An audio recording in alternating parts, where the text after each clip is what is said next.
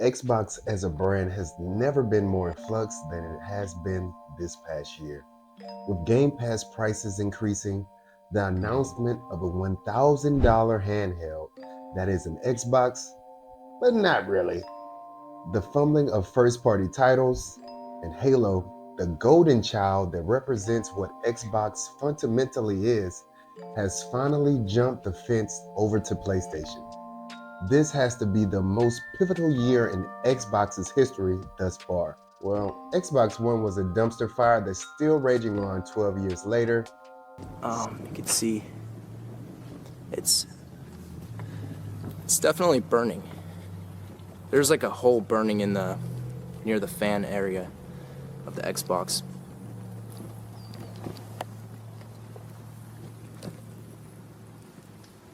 That looks pretty sick though. The controller's still burning. So, maybe not.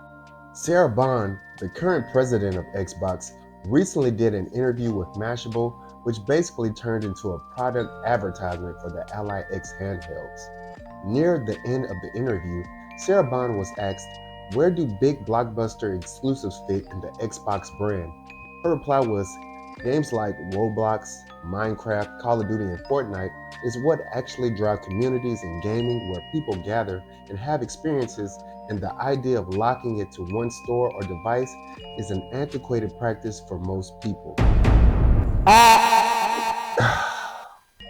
While I understand where she's coming from, and those games do sell a ton of units, I think the fact that her rivals in Nintendo and PlayStation, they have first-party games and they also have third-party games. Nintendo is slowly getting more and more developers into their third-party ecosystem, but I think in a few years, it will rival PlayStation. So why couldn't Xbox go down the same route? It pains me to see Xbox, a brand I've loved for ages, just get thrown to the wayside just because they didn't want to compete. Imagine this: your favorite basketball team decided not to compete with their rivals. Imagine when you went to their games, they were flying the banner of the opposing team. It's similar to what's going on with the Xbox brand.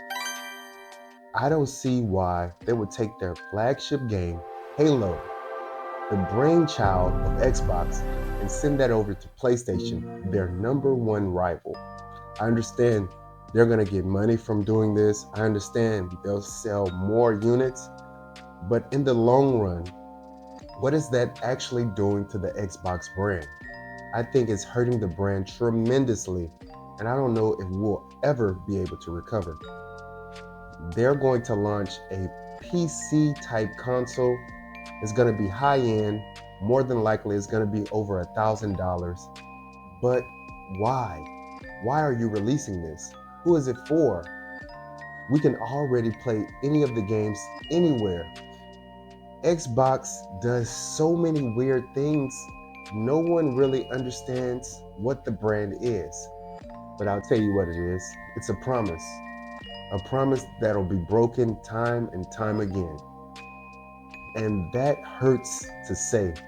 I love all of the manufacturers, but maybe it's time to throw in the towel regarding Xbox ever being a leader in the gaming industry. I mean, it seems like Microsoft already has. Now let's quickly talk about Matt Booty, the president of Game Content and Studios, comments while speaking to the New York Times. Booty said, "We are all seeking to meet people where they are. Our biggest competition isn't another console. We are competing more and more with everything from TikTok to movies."